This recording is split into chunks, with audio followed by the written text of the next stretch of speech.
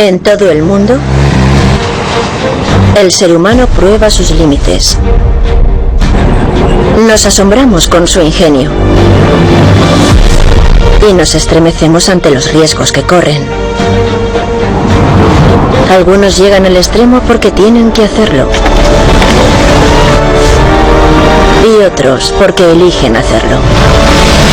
En este episodio veremos embarcaciones rápidas, salí disparado y despegué. embarcaciones buceadoras, Llegas a lugares a los que el hombre nunca estuvo destinado a ir. embarcaciones voladoras Posee la velocidad de un avión, pero siempre vuela a pocos metros de la superficie. y embarcaciones imparables. Un poco de energía nuclear puede llevarte muy, muy lejos. Esto es peligro extremo.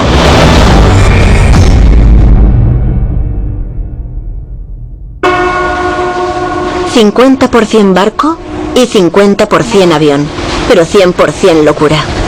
Este es el Sail Rocket, luchando por ser el velero más rápido a flote. Es 2009 y nos encontramos en Namibia. Sail Rocket intenta batir un récord mundial, 51,36 nudos, es decir, 95 kilómetros por hora. La carrera comienza con su capitán o piloto, Paul Larsen, al timón. Pero surge un problema. De repente dejé de oír el agua. No oía nada. Salí volando.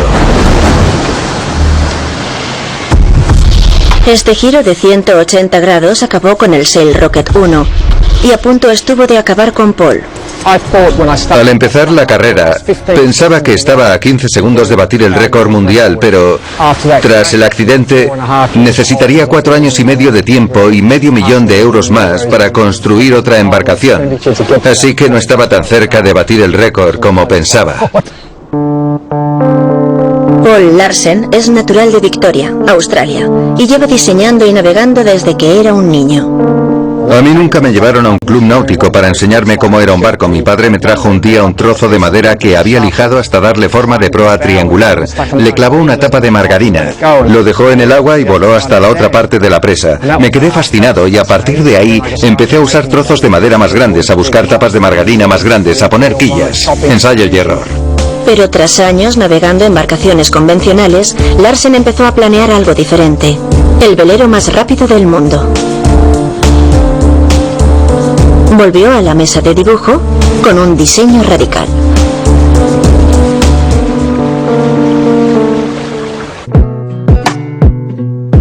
Para navegar rápido es necesario minimizar la resistencia del casco elevándolo del agua. Pero cuanto más levantado, mayor será el riesgo de salir volando. La solución es un ala sumergida en el agua. El Sail Rocket tiene tanto de avión como de barco. El Sail Rocket es mitad barco, mitad avión. Está construido de tal manera que se beneficia de ambos. Tiene una rígida vela de fibra de carbono que actúa casi como el ala de un avión, pero inclinada 30 grados para que el aire que fluya sobre el ala actúe como lo haría en una aeronave y levante el vehículo. El Sail Rocket 1 era rápido, pero inestable e impredecible, como Paul empezaba a descubrir.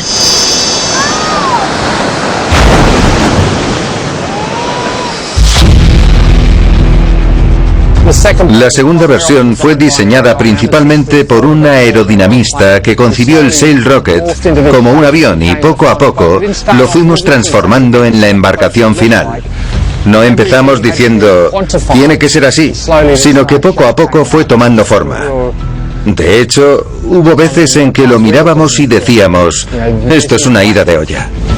Para batir el récord mundial, tenían que diseñar un barco que alcanzara los 50 nudos, el equivalente a la barrera del sonido en el agua.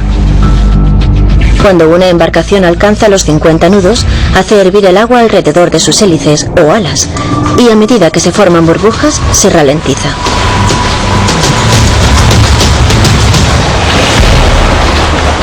El equipo probó diferentes formas con la esperanza de encontrar alguna que les ayudara a superar los 50 nudos sin ralentizarse después, pero no lo consiguió. hasta que hizo un pequeño ajuste.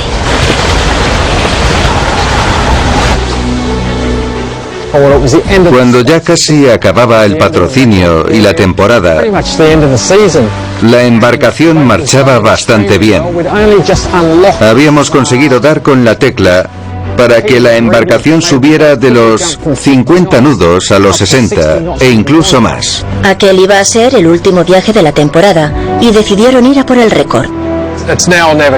Era ahora o nunca. Esperaba que funcionara, que saliera como una flecha y salió rapidísimo, sin salirse de su curso.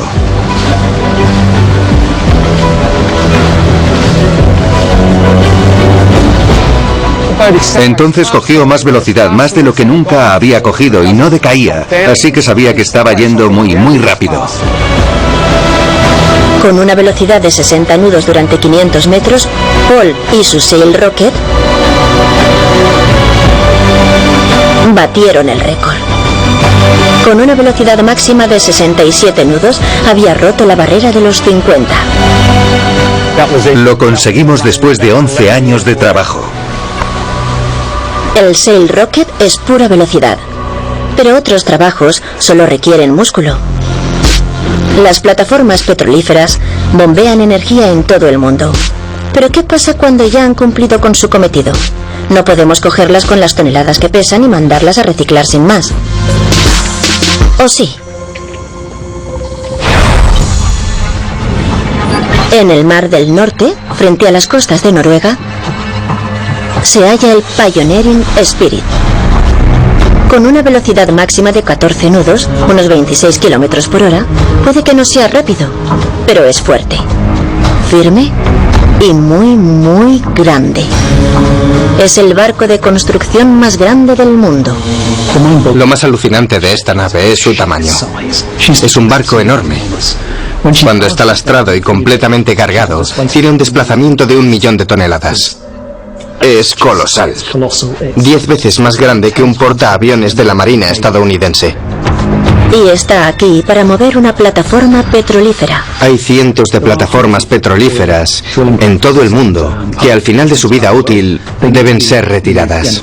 De lo contrario, se convierten en un peligro para la navegación.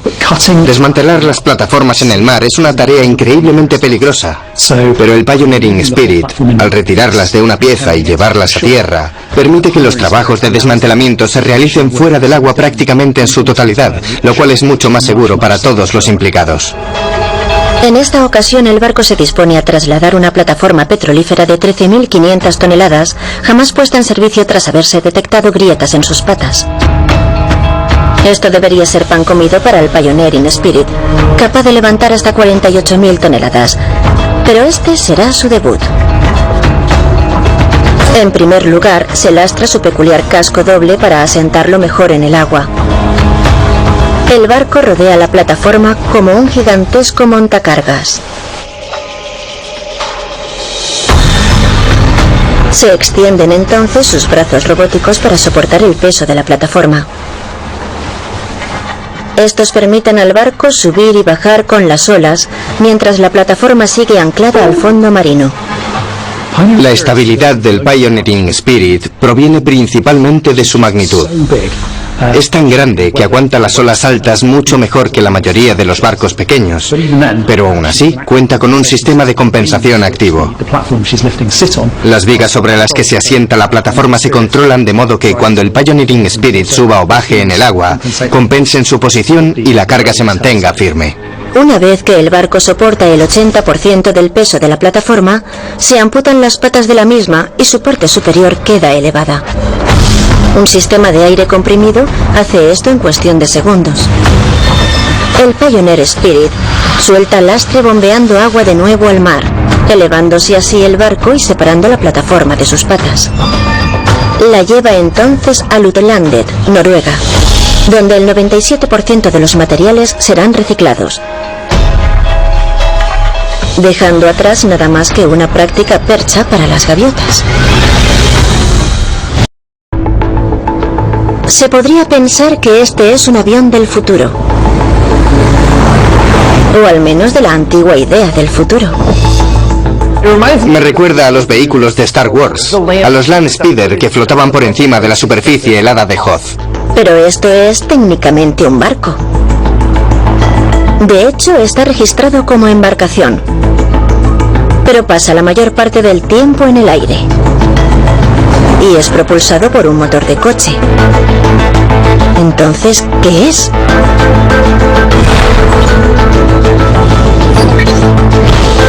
La respuesta está en Singapur. El Airfish es básicamente un barco capaz de volar. Tiene alas y, como todo avión, la presión por encima de la vela es más baja que por debajo, y eso es lo que hace que se eleve. El Airfish solo puede ser operado de forma segura y legal en el agua, lo que lo convierte en una embarcación. Vuela por encima del agua aprovechando el efecto Wigg, aunque nada tiene que ver con las pelucas. Es el también llamado efecto suelo. Cuando un avión empieza a volar, le resulta más fácil hacerlo cerca del suelo, porque hay una especie de colchón de aire entre el ala y el suelo. Un avión vuela con mayor eficiencia sobre la tierra o sobre el agua gracias al aumento de la sustentación y a la reducción de la resistencia. Al volar cerca de una superficie, el aire por debajo de las alas es presurizado contra ella, lo que aumenta la sustentación. Las alas generan una resistencia causada por vórtices, unas columnas de aire en rotación que ralentizan la embarcación. Pero cerca de la superficie, estos vórtices se ven interrumpidos y la resistencia se reduce. Aves tan inteligentes como los albatros conocen bien esta ciencia y ahorran energía. Al reducir la resistencia, estos vehículos con efecto suelo pueden ser más eficientes que los aviones y mucho más rápidos que los barcos, ya que no tienen que avanzar a través de aguas increíblemente densas. Así el Airfish alcanza los 80 nudos, unos 150 km por hora, con menos combustible que un barco, pero sin el coste de un avión. Y al volar a apenas unos metros de la superficie, estrellarse no es una gran preocupación. Si pierde potencia, aterriza en el mar. No necesita ni aeropuertos ni pistas de aterrizaje, por lo que es perfecto para viajes rápidos y de bajo coste entre islas. Es una perfecta solución de transporte. Esto nos remite a los vehículos que construyeron los rusos en los 60 con el mismo efecto. Entonces era una gran novedad y pensaban que cambiaría el mundo, pero no llegó a hacerlo. Al parecer, estos vehículos plantean tantos problemas como resuelven. Moverse a tan baja altitud tan rápido tiene sus desventajas, pues dificulta evitar obstáculos como un barco o una ola. La principal dificultad que plantean los vehículos con efecto suelo es que vuelan como aviones, pero a pocos metros de un objeto sólido, y esa no es la posición ideal para un avión. Pero quizás su mayor problema es la altura de las olas que es capaz de sobrevolar. El Airfish es un vehículo pequeño con efecto suelo y no puede operar con olas muy altas. Puede hacerlo con olas de hasta 1 metro, lo que apenas equivale a mar marejada. Lo que pasa es que la mar suele estar relativamente agitada. Por tanto, solo funciona en periodos de tiempo concretos. Es por eso que el Airfish podría algún día funcionar como un ferry de alta velocidad entre puertos o entre islas con el mar en calma. Pero hay otro vehículo que sí está preparado para la mar agitada. Frente a la costa estadounidense del Pacífico, un barco empieza a hundirse. La tripulación se aferra, pero no espera ayuda. Pues este barco se construyó específicamente para hundirse. En la costa de San Diego, California, nos encontramos con Flip, una plataforma de investigación de 108 metros de largo que gira 90 grados, de modo que unos 90 metros de su longitud quedan bajo el agua. Como todos los barcos, es básicamente un tubo largo, pero uno de sus extremos se compone solamente de tanques de lastre. Una vez en la ubicación deseada, comienzan a inundar estos tanques y el barco se hunde gradualmente por un extremo. El otro extremo, en cambio, está lleno de aire, flota, y al final el barco se convierte en un poste vertical en el agua. En los años 60, el Instituto Scripps de Oceanografía y la Marina querían diseñar un buque de investigación para estudiar la acústica submarina. Querían ver con qué precisión se propagaba el sonido en el océano. En los submarinos veían que el sonido procedía de cierta dirección, pero en realidad la nave que lo había producido no estaba en esa dirección sino en otra, y se dieron cuenta que era una ilusión que se producía bajo el agua. Por tanto, quisieron cuantificar la magnitud del efecto y diseñaron un experimento que utilizara receptores acústicos, una fuente, ordenadores, grabadoras y cosas por el estilo. Pero no les bastaba con un simple barco lleno de receptores acústicos, pues este subiría y bajaría con el oleaje, lo que no era nada ideal para la investigación acústica. Trabajar desde un barco normal en el océano complicaba mucho realizar una medición precisa bajo el agua debido a la violencia de la superficie, pero en esa época había personas que durante la Segunda Guerra Mundial habían navegado en submarino y sabían que bajo las olas el mar estaba tranquilo, y la clave estaba en crear una plataforma que accediera a la tranquilidad del interior del mar. Está diseñado para elevarse y descender en un periodo natural más prolongado que el del oleaje. Por lo tanto, apenas se mueve con las olas. 8 centímetros a 9 metros de profundidad. Y así es como explica un físico que no sube y baja con cada ola, sino que apenas se eleva 8 centímetros a 9 metros de profundidad. Los espacios para la tripulación deben funcionar tanto en horizontal como en vertical. Y mientras que algunas soluciones son ingeniosamente técnicas, otras son un poco más obvias. Antes de girar, hay que hacer unas cuantas cosas. Todo lo que está suelto, lo que no está atornillado, como las mesas y demás, hay que moverlo al rincón de cada compartimento. Un rincón que queda abajo cuando se produce el giro. Caminar por el barco es como meterse en una pintura surrealista. La ducha, por ejemplo, acaba en la pared, mientras que los escalones y barandillas apuntan hacia múltiples direcciones. Este es el camarote del capitán. Las literas giran de tal modo que también pueden usarse cuando el barco está en posición vertical. La tripulación puede dormir cuando Flip está en posición vertical. Pero durante el giro todos están en la cubierta. El capitán inunda el barco lentamente y tú te agarras con todas tus fuerzas mientras que el barco gira. Y mientras lo hace, disfrutas de unas vistas a 15 o 20 metros sobre el mar, cuando en un principio estabas justo sobre la superficie, plantando cara a las olas. Diseñado originalmente para un único proyecto hace más de 50 años, Flip continúa ofreciendo a los científicos una perspectiva única. Poder hacerse a la mar con él y observar el océano sin perder detalle, aunque haga mal tiempo, sigue siendo algo único. Tener esto fue una alegría. Nos permitió hacer cosas inimaginables en un barco normal incluso a día de hoy. Pero a 90 metros de profundidad apenas rascamos la superficie. A casi 11.000 metros de profundidad, en el Pacífico Occidental, la fosa de las Marianas es la zona más profunda conocida del planeta. Más gente ha estado en la Luna que aquí, y alcanzar esta profundidad requiere una embarcación única.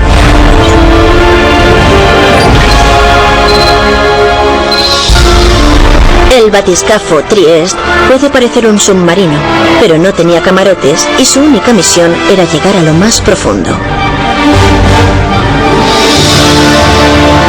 Inventado por el físico suizo Auguste Piccard, el Trieste intentaría llevar a su hijo Jack y al teniente oceanógrafo Don Walsh al fondo del océano.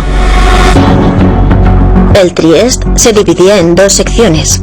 La parte superior estaba repleta de combustible y maquinaria, por lo que solo podías meterte aquí, en una resistente esfera de acero de hasta 18 centímetros de espesor. A medida que te sumerges, la presión aumenta drásticamente. Una atmósfera por cada 10 metros de profundidad. Si alguna parte de esa esfera hubiera fallado, habría sido catastrófico. La presión a la que se hubieran visto sometidos habría sido instantáneamente fatal para los 2 hombres a bordo. La presión en el fondo de la fosa de las Marianas es 1000 veces superior a la que se siente a nivel del mar. Y es equivalente a tener 50 aviones Jumbo apilados sobre tu cabeza. El Trieste usaba hierro para hundirse y contaba con un brillante mecanismo a prueba de fallos para soltar lastre. Tenía 16 toneladas de granalla metálica en tolvas que se mantenían en su sitio mediante imanes, electroimanes. Por tanto, podían soltar lastre desactivando los imanes y dejando salir el hierro, o si se quedaban sin energía, los electroimanes se desactivarían, soltarían todo el lastre y el batiscafo podría flotar hasta la superficie. El 23 de enero de 1960, Jacques Piccard y Don Walsh descendieron durante casi 5 horas, pero a unos 9.500 metros oyeron un fuerte ruido. La escotilla de plexiglas se estaba agrietando. Revisaron el panel de mandos y decidieron continuar. Hasta que, a una profundidad de casi 11.000 metros, tocaron el fondo del Océano Pacífico. Lamentablemente, no vieron mucho más que una nube de sedimentos que no se despejó en los 20 minutos que pasaron en el fondo del océano. No es de extrañar que nadie haya vuelto a llegar tan lejos.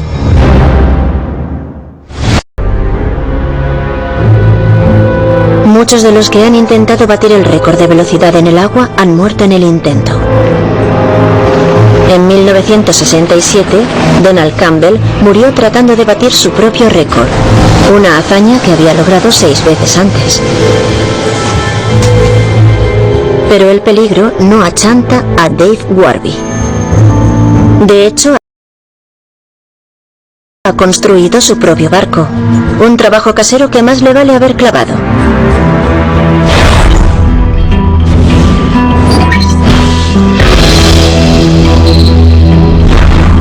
El récord actual, 511 km por hora, lo tiene un piloto que también hizo su propio barco. En su patio, literalmente. Se trata de Ken, el padre de Dave. Ken construyó su barco de la nada. Ahora mismo no hay mucha gente viva que pueda describir lo que se siente a más de 300 por hora. Ken batió el récord en 1978, hace 40 años. Y ahora Dave quiere batir el récord de papá. Nada como un poco de rivalidad sana entre parientes.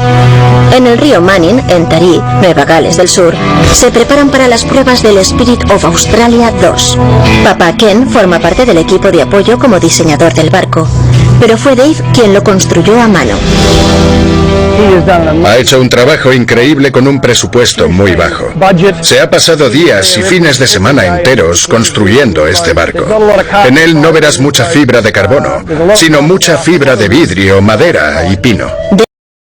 Dentro de este monumento al bricolaje hay un motor a reacción Rolls-Royce Orpheus. Su anterior dueño, la Fuerza Aérea Italiana. Buscamos grietas, fugas de combustible, fugas de aceite y marcas de corrosión y vibración. Estupendo. ¿Algo más de qué preocuparse? Lo que pasa también es que si le das a un palo, a un pájaro o a un pato, puede saltar el espejo de popa a 300 por hora. ¿Qué pasaría entonces? Que nos hundiríamos. Siempre que hemos sacado el Spirit of Australia 2, y lo hemos hecho unas 5 o 6 veces, hemos tenido que resolver algún problema. Si la primera vez que lo botamos hubiera salido disparado, habría acabado en el hospital como mínimo. No hubiera funcionado. Este barco tiene el mismo diseño que el Spirit of Australia, pero no se puede dar por sentado que va a hacer lo mismo que el Spirit of Australia. Tienes que pasar bastante tiempo en el agua probándolo y resolviendo problemas. Todo ello evitando ese gran obstáculo al que se enfrentan todos los que quieren batir el récord de velocidad en el agua, la muerte. Afortunadamente, el equipo ha puesto un gran énfasis en no morir. Si tenemos alguna duda sobre la carrera o lo que sea, banderín rojo y probamos la radio. ¿De acuerdo? Las palabras claves son abortar, abortar, abortar. Entonces nos detendremos. Tenemos que llegar a unos 300 kilómetros por hora y prácticamente no podremos orientarlo, lo cual es peligroso. ¿Peligroso? Hoy el objetivo son 280 kilómetros por hora y un fallo puede ser letal. Dave se prepara para la primera carrera del día. Pero mientras que algunos temerarios son todo arrojo, Dave es todo perspicacia. Uno puede notar si la cosa marcha bien. Si la parte delantera pesa mucho y la trasera no, lo notas en las nalgas. Básicamente navegas gracias a tu trasero, porque ahí es donde lo notas. Ahí sientes que eres parte del barco. En esta carrera la prioridad es el centro de gravedad del barco. Nuestro objetivo hoy es probar el barco. Hemos cambiado bastante el trimado del barco. Le hemos añadido algo de peso a la parte trasera. Y también hemos realizado algunas modificaciones aerodinámicas.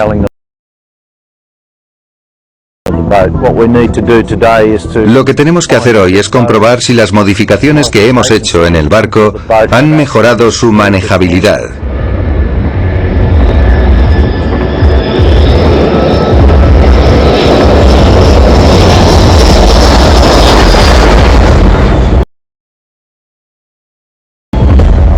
Yo lo he visto bastante bien.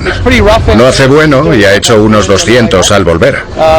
No sé si podrá hacer mucho más que eso hoy.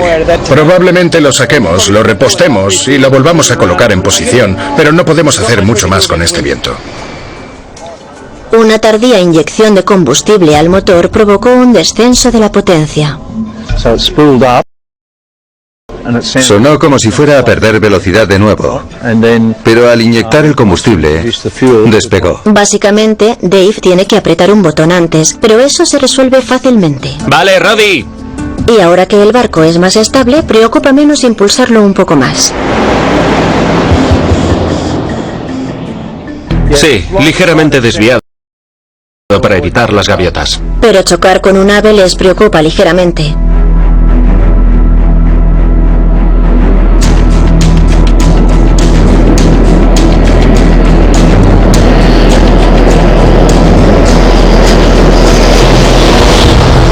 ...300 kilómetros por hora.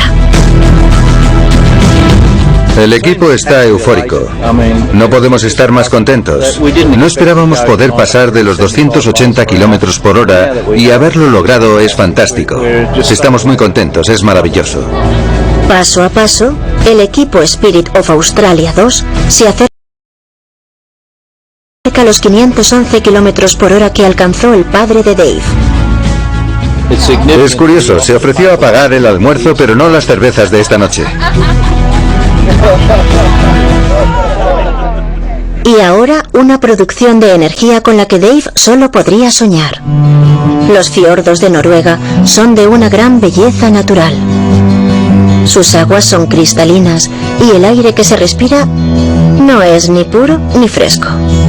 Un estudio equiparó el aire del fiordo de Geiranger con el del centro de Londres. Los idílicos paisajes noruegos atraen cada vez a más turistas de crucero, cuyo número se ha triplicado en los últimos 15 años. Y con los turistas llega la contaminación. Cientos de miles de visitantes visitan la zona cada año y llegan en barcos que contaminan la atmósfera. No solo sube un crucero a los fiordos, sino que son 3 o 4 los que muestran el maravilloso paisaje que estos fiordos han creado. Y el problema está en el óxido de nitrógeno que emiten sus grandes motores diésel y que queda ahí atrapado.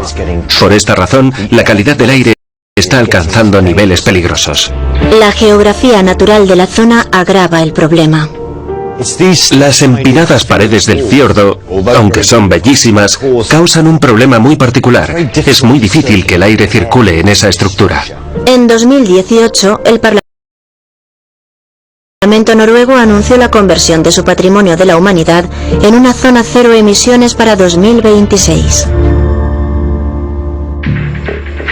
Ulstein, constructor de barcos noruegos, busca resolver el problema con grandes baterías. En un astillero cerca de Gdansk, Polonia, trabajan para reducir las emisiones, cosa que ayudaría a los fiordos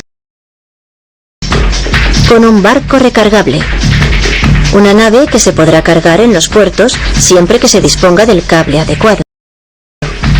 El barco medirá 160 metros de largo, contará con 10 cubiertas y transportará a más de 2.000 pasajeros y 500 coches entre Sonefjord, Noruega, y Strömstad, Suecia. 48 enormes baterías de litio permitirán al barco navegar por cada carga a una velocidad de hasta 12 nudos. Las baterías de estos ferries son como las de nuestros móviles, de litio, pero 100.000 veces más grandes. Para acercarnos a la energía almacenada en estos barcos tendríamos que coger 1 tonelada de teléfonos móviles. Son más altas que yo y más anchas que yo. Y tenemos 48 de ellas en el interior del casco, así que es bastante. En conjunto generarán 5 megavatios hora, un tercio más de energía que la que consume anualmente un hogar medio en el Reino Unido. Pero no bastan para alimentar el barco durante las 2 horas y media que dura la travesía. Hacerlo con la tecnología actual implicaría llenar de baterías el espacio de carga. El nuevo barco solo funcionará con baterías durante la primera y la última media hora de su travesía, cerca de los fiordos y del puerto. Esos son los momentos más cruciales. Pero en un futuro esperan poder realizar todo el recorrido con energía eléctrica. Este buque revolucionará el mercado y muchos constructores y diseñadores de barcos seguirán esta tecnología. Pero conozcamos ahora un récord que nadie quiere batir. Los acuanautas son una élite de buceadores profesionales.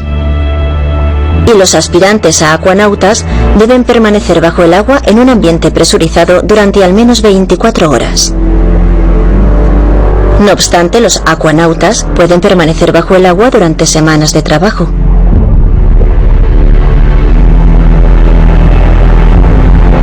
Al someterse a descompresión una vez, disminuye el riesgo de síndrome de descompresión. La mayoría de los acuanautas son expertos profesionales en su mejor forma física.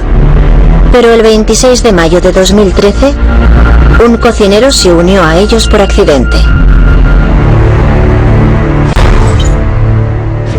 En mayo de 2013, frente a la costa nigeriana, un equipo de buceo revisaba los restos del naufragio del Jackson 4, naufragado 2 días y medio antes, y a 30 metros de profundidad. Los buceadores recorrían el barco y ya habían recuperado los cuerpos de 4 de sus tripulantes. El helio que respiran altera el tono de sus voces. ¿Qué es esto? ¿Qué es? Y entonces descubren algo alucinante. Ella ha encontrado uno. ¡Está vivo! ¡Está vivo! ¡Está vivo! ¡Está vivo! Vale, manténlo ahí, manténlo ahí. Manténlo. Sin comida, ropa, agua o un suministro de aire, Harrison O'Kinney, el cocinero del barco, había sobrevivido en una burbuja de aire en el casco invertido. Es impresionante que alguien sobreviviera durante tanto tiempo a esa profundidad. De hecho, los buceadores recreativos que planean descender a 30 metros de profundidad solo pasan unos 20 minutos ahí y suben lentamente. Harrison fue tremendamente afortunado. Esta es otra de esas circunstancias realmente fortuitas. El tamaño de la burbuja se estimó en unos 6 metros cúbicos de aire, cuando un ser humano agota unos 10 metros cúbicos de oxígeno al día. Por tanto, con 6 apenas puede sobrevivir más de medio día. Pero, al estar a 30 metros, ese aire se vio 4 veces más presurizado de lo habitual, de modo que esos 6 metros cúbicos se convirtieron en 24 metros cúbicos de oxígeno, suficientes para aguantar 2 días y medio y sobrevivir como lo hizo él. Harrison tenía aire suficiente, pero también se enfrentaba a otro peligro: intoxicarse a sí mismo. Algo que sucede muy rápido con personas en espacios confinados es que al exhalar dióxido de carbono, la concentración de este en el aire aumenta y un 5% de dióxido de carbono es fatal para los seres humanos. Pero como en ese entorno había agua y él salpicaba en el agua, el gas de dióxido de carbono que exhalaba era absorbido por esta, por lo que el ambiente era menos tóxico para él. ¿Qué le pasa? Dice que está fría. ¿El qué? ¿El agua? Sí, el agua. Que Harrison tuviera la oportunidad de sobrevivir en una burbuja de aire ya era algo extraordinario, pero tenía otra enemiga, la hipotermia. Otra cosa que fue vital para su supervivencia fue que se las arregló para montar una especie de balsa con las cosas que encontró en el camarote, y así permanecer fuera del agua. Pues aunque hacía frío, dentro del agua se habría enfriado aún más rápido. Habría perdido tanto calor que hubiera muerto de hipotermia mucho antes de ser rescatado. ¿Qué hacía usted? Yo era el cocinero. ¿El cocinero? Sí, señor. Siempre sobreviven. Pero no podían llevar a Harrison a la superficie sin más. Ahora era un buceador de saturación, un acuanauta. De haber salido a la superficie sin más, las burbujas de nitrógeno en su torrente sanguíneo podrían haber sido letales. Los buzos debían llevar a Harrison a la campana de buceo, donde comenzaría el proceso de descompresión controlada. Este podría ser el primer buceador en convertirse en acuanauta antes de completar su primera inmersión. Vale, Harrison, no debes quitártelo, ¿de acuerdo? Respira con normalidad. Así, basta. Bien. De acuerdo. Agárrate y escúchame, ¿entendido? Vale, nos vamos. Mete la cabeza bajo el agua y respira con normalidad. Vale. Vale, ¿todo bien? Despacio, con calma. Recibido. Harrison, no te sueltes, ¿de acuerdo? Vas a volver a casa. Está bien. Vale, que meta la cabeza. Harrison llega a la campana de buceo, pero recibe una reprimenda de su nuevo comandante. ¿Cómo te encuentras, Harrison? Bien. Muy bien, me tenías asustado. No, estoy bien. Tienes que decir recibido cuando te hable. Recibido. Pero se lo acaba perdonando porque... Eres un superviviente. Tienes que mantener la calma, aunque sea una cuestión de vida o muerte. No puedes hacer más. Pensaba en mi familia, mi madre, mis hermanos, mi mujer. Aunque pongas a dos personas en la misma situación, es posible que una sobreviva y otra no. Y lo que marca la diferencia a menudo es una mejor perspectiva. Sobrevive quien se empeña en hacerlo. Y Harrison hizo lo necesario para mantenerse psicológica y físicamente bien hasta que lo rescataron. Para dar caza a los narcotraficantes hay que fijarse en lo que hace el vecino. Solo que estos vecinos van muy armados y no hacen nada bueno en alta mar. Con sistemas de radar, embarcaciones de alta velocidad e incluso submarinos a su disposición, los cárteles no dejan de desarrollar formas de evitar ser detectados. Las fuerzas de seguridad necesitan seguirles el ritmo y mantener un perfil bajo. Un barco furtivo como este. Pero, ¿dónde podemos encontrarlo? ¿Quién sabe? Es secreto.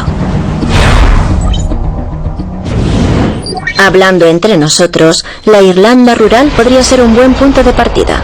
Parece un lugar tranquilo, pero sus aguas son de las más agitadas del mundo.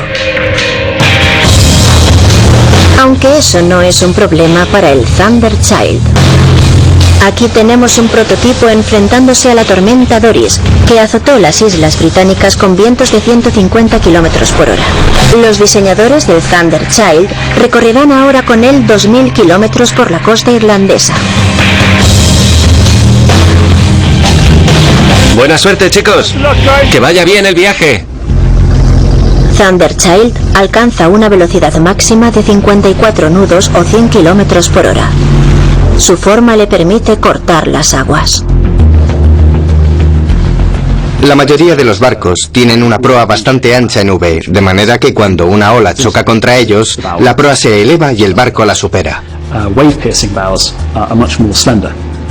En cambio, esta proa tiene una forma más afilada. Y cuando una ola choca contra ella, esta proa la penetra en vez de superarla, y eso le permite avanzar más o menos en línea recta. Eso le viene muy bien a un barco pequeño cuando las olas son grandes, pues estas lo sacuden menos. Y se guarda otro as bajo la manga.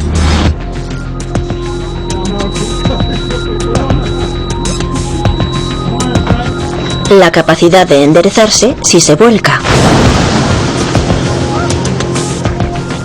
Que puede enderezarse es interesante, porque no muchos barcos pueden hacer eso, y hay dos factores que lo posibilitan. Por una parte, tiene un centro de gravedad muy bajo. La mayoría de los barcos, a los 120 grados de inclinación aproximadamente, llegan a un punto en que ya no se pueden mantener en posición vertical y acaban volcando. Sin embargo, el Thunder Child no sufre esa limitación, es totalmente estable. Se trata de un barco que, aunque haya volcado totalmente, puede volver a enderezarse. Y por otra parte, tiene una cabina completamente hermética. La mayoría de los barcos tienen puntos de inundación, como las tomas de aire para la ventilación o los motores, y un montón de grandes agujeros en el barco. Y si estos puntos acaban sumergidos y el agua pasa por ellos, el barco se inunda y poco más se puede hacer.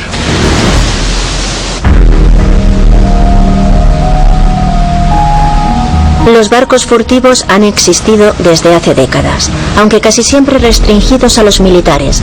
El objetivo es que el barco pase lo más desapercibido posible. Cuando se envía una señal de radar, las ondas reflejadas pueden indicarte lo grande que es otro barco. Pero si se dota a un barco de muchos ángulos, este puede rebotar gran parte de la señal al aire o al mar y dar la impresión de que es mucho más pequeño. Pero los materiales con los que está construida una embarcación también marcan una gran diferencia.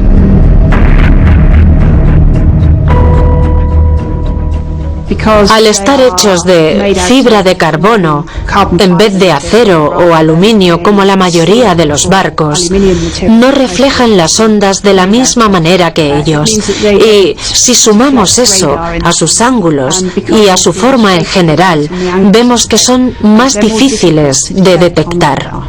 Pero no basta con ser invisible. También necesitan poder ver en la oscuridad.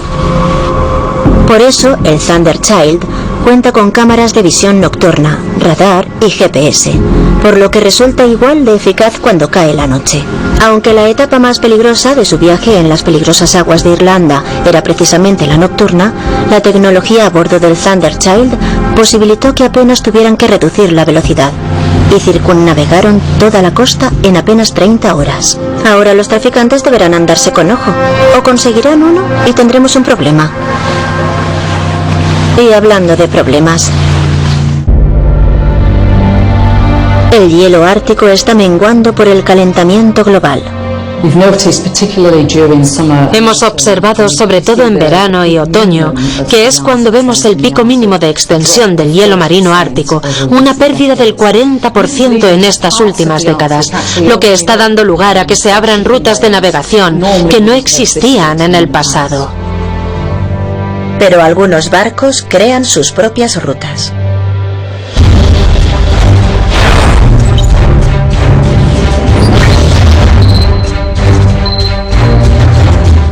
Rusia tiene muchos puertos e infraestructuras en el círculo ártico, por lo que necesita rompehielos que permitan el paso a los barcos y el acceso a los centros de investigación que tiene en la zona ártica.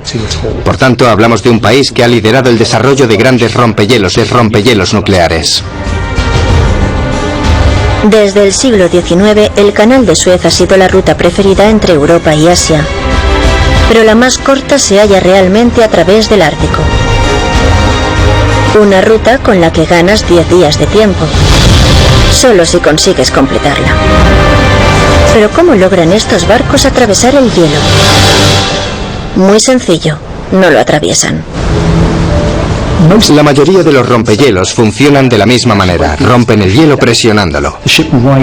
El barco pasa por encima y es el peso del barco lo que hace que el hielo se desprenda. En cuanto a su diseño, son muy pesados porque cuentan con un doble casco bastante grueso. Así, si este se agrieta, el barco sigue siendo impermeable. De media, un rompehielos nuclear pesa más de 30.000 toneladas y cuenta con un casco exterior de unos 5 centímetros de grosor. Pero atravesar, o mejor dicho, aplastar el hielo, requiere mucha energía.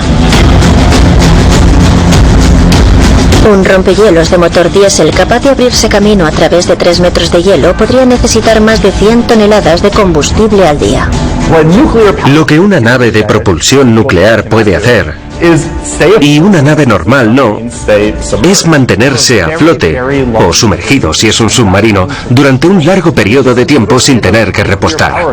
Un poco de energía nuclear puede llevarte muy lejos, y eso es lo que te permite sobrevivir en entornos tan duros como la tundra ártica durante largos periodos de tiempo.